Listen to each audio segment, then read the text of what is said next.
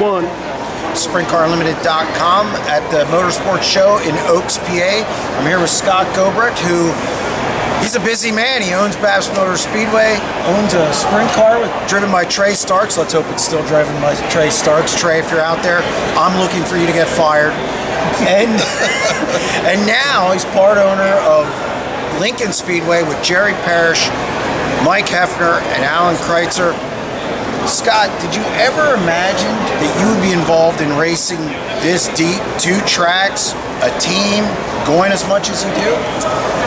Quite honestly, no. It's quite humbling. And for the record, Trey Starks, you're good to go. We got some cool stuff to announce with Trey and Jeff and I here in just a matter of a week or two. So we're good there. But yeah, it is quite humbling to be involved with these things.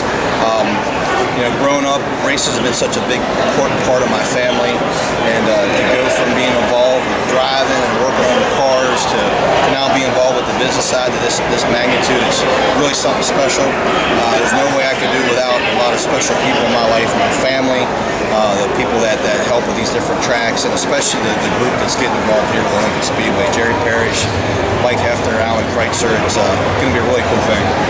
Well, and on top of that, you have the Legends Series, and I don't think people realize that. I mean, your plate's full. You have golf cart services, very well respected in the Hanover area.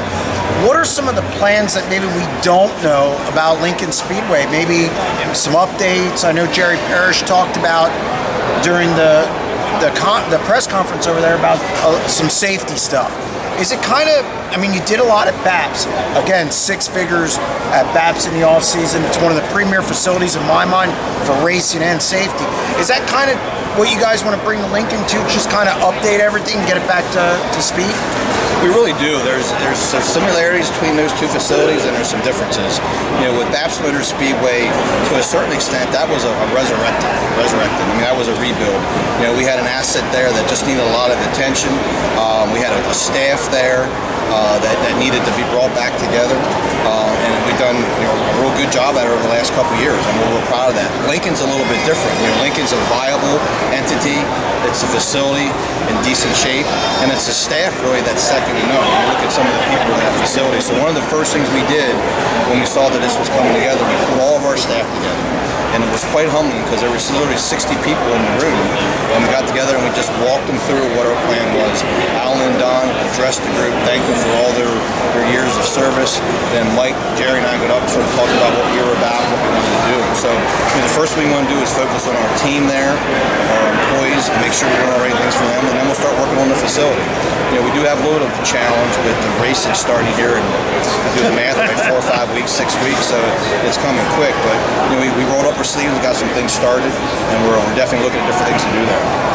Now, you have a special relationship with Lincoln Speedway. I mean, it dates back to all the way when you were a kid. It really has. It's been a part of my family really since it was built by Hilly Reif Sr. Hilly Reif Jr. took care of that track for a lot of years. Hilly Reif Jr. is my uncle. So I had the privilege of knowing Hilly Reif Sr. Spent a lot of time there when I was a kid. Me and my brothers used to go up there during the week, and we thought we were the biggest thing in the world because we'd have our big wheels out on the track. I remember the one time we took our go-karts from Hunterstown, and we were on Lincoln Speedway driving around during the week. Our uncle let us do that. So it was really cool. And my parents worked there, and then over the years, we just spent a lot of time there. I remember, and I talked about this a little bit in the press conference, I remember one of the coolest things was Brian and Kevin and I figured out how to play music through the loudspeaker. We were up in the tower, and back then you had to take the needle and put it on the album. That shows how old you are. Yeah, I definitely dated myself there. So we found out a way to play music. We thought we were like the biggest thing in the world, just being able to do that at Lincoln Speedway. So it's really been a special place for me. I live within earshot of the racetrack, and just to have Jerry and Mike and Alan involved is really cool. I mean, Jerry's business is in New Oxford. We're going to have a real strong local presence there. Do you ever worry that with 2 tracks, your business, what people forget, you do golf cart services, the race team, do you ever worry about getting too extended or having too much on your plate? Yeah, I sure do. I think anybody will when they make these decisions, and I don't know if Lincoln would have made it much sense if it would have been just me involved. Having Jerry involved, you got a guy that's, he's going to be the general manager, and he's going to handle the day-to-day operations. And there's a guy that I'm going to support him in any way that I can. But at the end of the day, I think the rest of us, Alan, Mike, and I feel real confident that Jerry's just going to do the right things for that facility, which allow Mike to go to Simmons Groove and allow Alan to do what he wants and allow me to go to BAPS, which is very much still a focus of mine. So it all comes down to surrounding yourself with the right people and the different entities we mentioned there, Racing Extravaganza, which is just in a mere 2 weeks, the Legend Car Series, the 2 speedways, they all have a lot of good people involved, which is the key to anything. Are you tapped out now? I mean, you're going to add another something else. I mean, my hero is my father, and I was wavering about Lincoln because these things are a lot of work. Yeah. And I'm not complaining because we all love what we do, but being on the other side for so many years, I thought it was a lot easier than it is. It's hard. It really is. But when this opportunity came around, I was wavering a little bit, and my dad just pushed me. For some reason, he was all about this place, and I think it's because of the connection he had when he was growing up. And there's no doubt that with Kevin and even Brian, there were so many cool things that happened at that racetrack. This was important to me. So when my dad nudged a little bit, that sort of gave me the signal this made sense. But I think it would take somebody to do some serious nudging after this to keep going, because to me it's not important to do a lot of things. It's important to do a lot of things right. And if you can't do it right, there's no sense in standing yourself. Looking back when you were a kid to now, did you ever imagine you'd be in this situation where, I mean, really, just the amount that you give back to the sport, that's got to feel good, as well as, as much as you've accomplished, and you're not that old. It is humbling, but I just think it speaks to my family. I mean, my family has done so much to support this sport of racing.